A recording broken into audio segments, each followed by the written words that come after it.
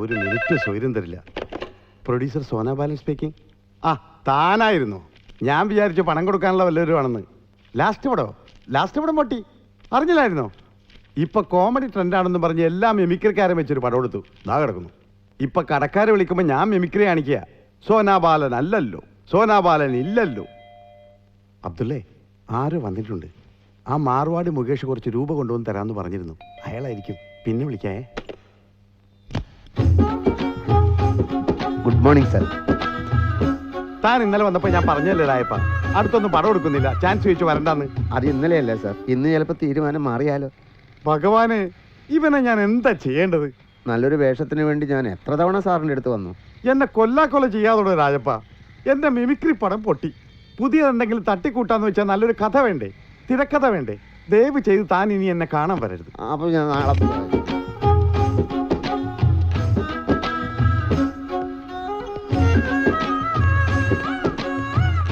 ബാലൻ sir ഉടനെ ഒന്നും പടം എടുക്കുന്നില്ല അല്ലേ? അറിഞ്ഞൂടാ. പെട്ടെന്ന് വല്ലതും എടുക്കുകയാണെങ്കിൽ എൻ്റെ കാര്യം ഒന്ന് ഓർമ്മിപ്പിച്ചേക്കണേ. പിന്നെന്താ, രാവിലെയും ഉച്ചക്കും രാത്രിയും അങ്ങനെ 3 നേരം ഓർമ്മിപ്പിച്ച പോരെ?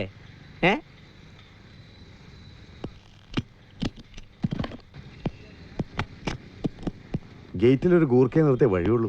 എടോ, താൻ കണ്ടില്ലോടോ ആ കിഴങ്ങൻ രാജപ്പൻ ഇങ്ങോട്ട് കയറി വരുന്നത്? രാജപ്പൻ പോയില്ലേ? കുടിക്കാൻ ചായ മറ്റോ?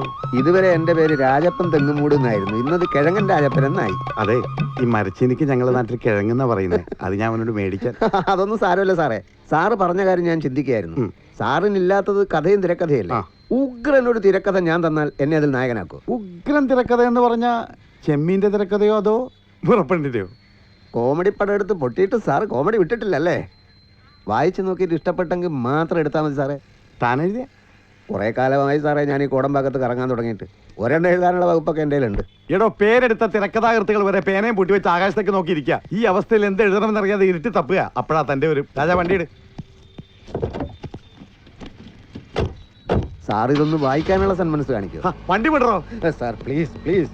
ഇതെന്തൊരു പുലിവാലാണ് ഈശ്വര. ഒരു കാര്യം ചെയ്യ്, താനത് എപ്പോഴാണെന്ന് വെച്ചാൽ കൊണ്ടുവന്ന് ഇയാളുടെ അടുത്ത് കൊടുത്താൽ മതി, ഞാൻ വായിച്ചോളാം. ആ വണ്ടിയിട്. അത് മതി.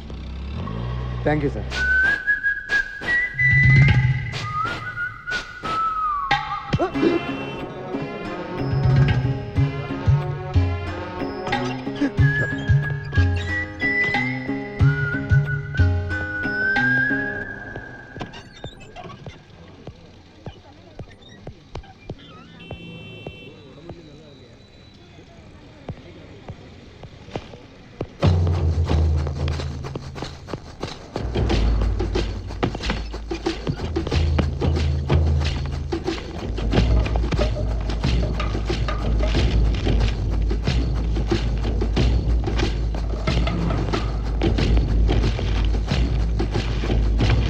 இது எல்லா பேஜுமே கோப்பி எடுக்கணும், நல்ல நீட்டாக.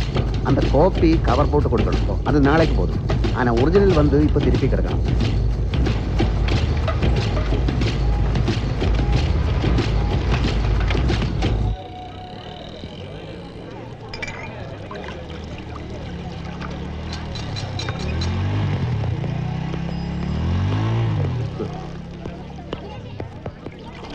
എടാ ജായപ്പാ,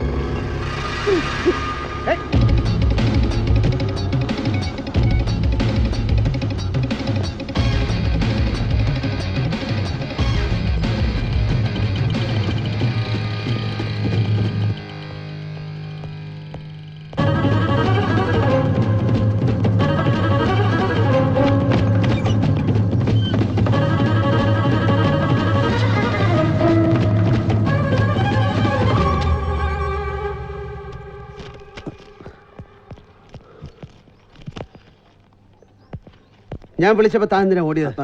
ആര് വിളിച്ചു? എപ്പോൾ വിളിച്ചു? രായപ്പ, പൊട്ടംകളി വേണ്ട. ഞാൻ വിളിച്ചു, താൻ എന്നെ കണ്ടു, മരണപ്രാളത്തിൽ ഓടുകയും ചെയ്തു. അതെന്തിനായിരുന്നു എനിക്ക് പറയണം. എന്തായിരുന്നു തൻ്റെ കയ്യിൽ ഒരു പൊതി?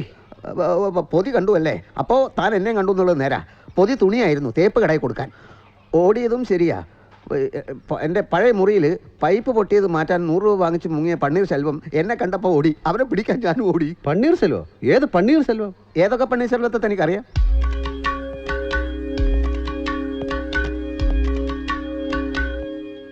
തന്നെ കണ്ടിട്ടാണ് ഞാൻ ഓടിയതെങ്കിൽ ഇപ്പോഴും ഞാൻ ഓടണ്ടേ? അതെ, അതാണ് എനിക്ക് ഇപ്പോഴും മനസ്സിലാവാത്തത്. എന്തെങ്കിലും സാധനം അടിച്ചു മാറ്റി അവിടുന്ന്.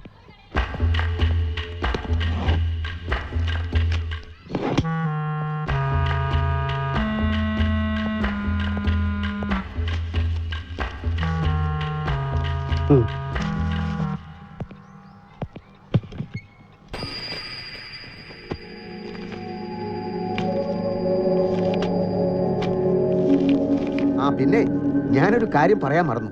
ഞാനൊരു പ്രൊഡ്യൂസറെ ശരിയാക്കിയിട്ടുണ്ട്. ഉഗ്രം കാശുകാരനാ, ആള് ഗൾഫിലാ. താൻ എനിക്ക് റോള് തന്നില്ലെങ്കിലും തന്നെ പറ്റി ഞാൻ അയാളോട് എന്തൊക്കെയാ പറഞ്ഞെന്നറിയോ? വല്ലാതെ പറഞ്ഞോ? പൊക്കി അടിച്ചു. താൻ പക്ഷേ 6 മാസം വെയിറ്റ് ചെയ്യണം, അപ്പോഴേ അയാൾക്ക് അവിടെ നിന്ന് വരാൻ പറ്റൂ. പടാ, ഞാൻ അടുത്ത ആഴ്ച എറണാകുളത്തേക്ക് പോവാ ബേബിക്കുട്ടനോട് കഥ പറയാൻ. അയാൾക്ക് ഇഷ്ടപ്പെട്ടാൽ 2 മാസത്തിനകം ഞാൻ ഷൂട്ടിംഗ് തുടങ്ങും. ഉദയ വേണ്ട, ഞാനാ പറയുന്നത്.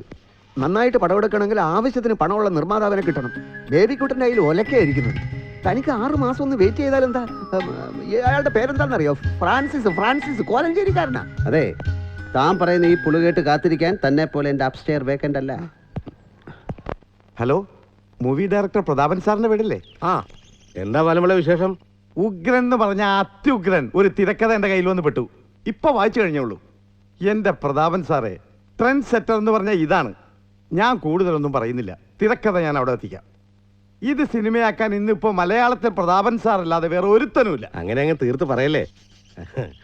അല്ല, ഇത് ആരാ എഴുതിയത്? അതാണ് മറ്റൊരതിശയം. കുപ്പത്തൊട്ടിയിൽ മാണിക്യം ഉണ്ടാവുമെന്ന് കേട്ടിട്ടില്ലേ? എല്ലാം നേരിട്ട് പറയാം. ആദ്യം ഞാൻ ഈ തിരക്കഥ അവിടെ എത്തിക്കാം. ഓക്കെ?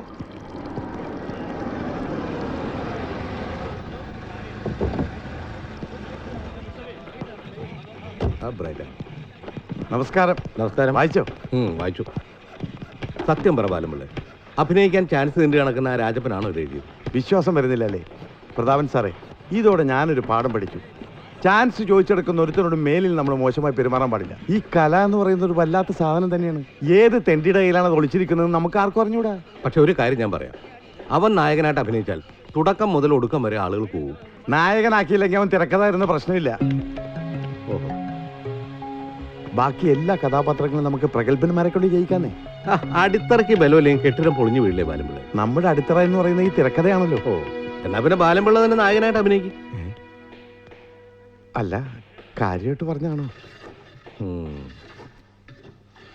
ഞാൻ അവനോട് സംസാരിക്കാം. വൈകുന്നേരം നിങ്ങളുടെ ഓഫീസിലേക്ക് വരാം. നടക്കുന്ന കാര്യമല്ല അത്. എങ്കിൽ സംവിധായകനായിട്ട് വേറെ ആളെ നോക്കി. അല്ല, ഞാൻ പറയാം, ഓഫീസിലോട്ട് വരാൻ പറയാം സാർ. അങ്ങനെയാണെങ്കിൽ ഞാൻ ഇറങ്ങാം. എന്റെ തിരക്കഥ എങ്ങ് തന്നേക്ക് സാറേ. രായപ്പനിരിക്കി. ഞാൻ താമസിക്കുന്ന സ്ഥലത്തും കസേരയുണ്ട് ഇരിക്കാൻ. ഒന്ന് ചോദിച്ചോട്ടെ, രാജപ്പൻ എഴുതിയ ഈ തിരക്കഥ നല്ലൊരു സിനിമയായി കാണാൻ രാജപ്പൻ ആഗ്രഹില്ലേ? എന്റെ തിരക്കഥയിലെ രവിയായി ഞാൻ അഭിനയിച്ച് അതൊരു നല്ല സിനിമയായി കാണാനാണ് എന്റെ ആഗ്രഹം. രവി ചെറുപ്പക്കാരനല്ലേ? രാജപ്പന്റെ ഈ പ്രായം വെച്ച് ആ റോൾ എങ്ങനെ ചെയ്യും? MGR 65-ാം വയസ്സിൽ വിഗും വെച്ച് കാമുകന്റെ വേഷം ചെയ്തില്ലേ? എനിക്ക് അത്രയും പ്രായമൊന്നുമില്ലല്ലോ. അല്ലെങ്കിൽ നമ്മൾ എന്തിനാ ഇങ്ങനെ തർക്കിക്കുന്നത്? ഞാൻ പോട്ടെ, എന്റെ തിരക്കഥ ഇങ്ങ് തരൂ ബാലൻ സാറേ. രാജപ്പ, ഒന്നാം തരം തിരക്കഥകൾ എഴുതിയിരുന്ന തോപ്പിൽ ഭാസിയും പത്മരാജനൊക്കെ നമ്മളെ വിട്ടു പോയി. MTയും ടീതാമരനൊക്കെ വല്ലപ്പോഴും മാത്രമേ എഴുതുന്നുള്ളൂ. അതുകൊണ്ട് ഇതെഴുതിയ രാജപ്പന് മലയാളത്തിലെ നമ്പർ 1 തിരക്കഥാകൃത്താവാൻ പറ്റും. രാജപ്പൻ എഴുതുന്ന എല്ലാ തിരക്കഥയും ഞാൻ സിനിമയാക്കുകയും ചെയ്യും. ഈ ഒരെണ്ണം തന്നെ ഒപ്പിച്ചെടുത്തതിന്റെ പാട് എനിക്കേ അറിയൂ. ബാലൻ സാറ് തിരക്കഥ തരുന്നുണ്ടോ? രാജപ്പൻ പറയുന്നത് മനസ്സിലാക്കുക. ഈ രവി ഒരുപാട് സങ്കീർണമായ ഭാവങ്ങൾ പ്രകടിപ്പിക്കുന്ന കഥാപാത്രമല്ലേ? ആ സങ്കീർണത എഴുതി ഉണ്ടാക്കിയത് ഞാനല്ലേ? അപ്പൊ അത് അഭിനയിക്കാനും എനിക്ക് സാധിക്കും. I know acting is what reacting. It is behaving. You know what Stanislavski said about acting? ഇതെല്ലാം പഠിച്ചിട്ട് തന്നെയാണ് ഞാനും ഈ പണിക്ക് ഇറങ്ങിയത്. പ്രതാപൻ സാർ, ഒരു മിനിറ്റ് വന്നേ. ഇവിടെ എന്ത് രഹസ്യം? Please sir. എന്റെ തിരക്കഥ ഒന്ന് നിക്കരായപ്പ. എന്റെ പൊന്നു പ്രതാപൻ സാറേ, അഭിനയത്തിന്റെ ABCD അറിയാത്ത എത്രയോ പുതുമുഖങ്ങളെ അഭിനയിപ്പിച്ച് സൂപ്പർ താരങ്ങളാക്കിയിട്ടില്ലേ സാറേ?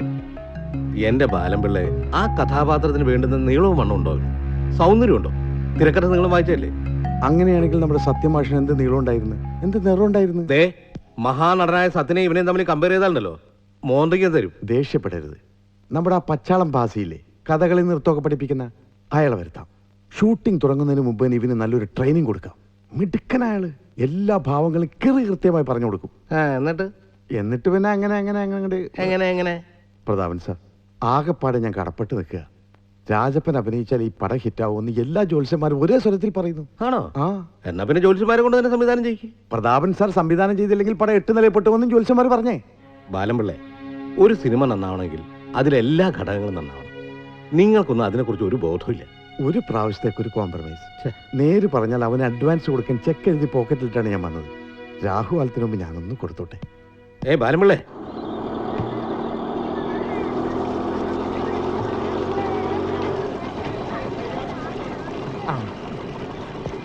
ഉദയം കേരളത്തിലായിരുന്നല്ലേ? ആ ഓക്കെ. ഞാൻ പ്രൊഡ്യൂസർ ബേബിക്കുട്ടിനെ ഒന്ന് കാണാൻ പോയായിരുന്നു. അവനെൻ്റെ തിരക്കഥ അസലായിട്ട് ഇഷ്ടപ്പെട്ടു. പക്ഷേ പ്രസാദ് എന്നതിൻ്റെ ഡേറ്റ് ഉടനെ കിട്ടുന്നുമില്ല. പടം എപ്പോൾ തുടങ്ങാനും ബേബിക്കുട്ടൻ റെഡിയാ. പ്രസാദ് എന്നിട്ട് അത്രക്ക് തിരക്കാണോ? 2-3 പടങ്ങൾ തീരാനുണ്ട്. ഒന്നുകൂടെ പ്രസ് ചെയ്ത് നോക്കണം. വേറൊരു കാര്യം അറിഞ്ഞോ?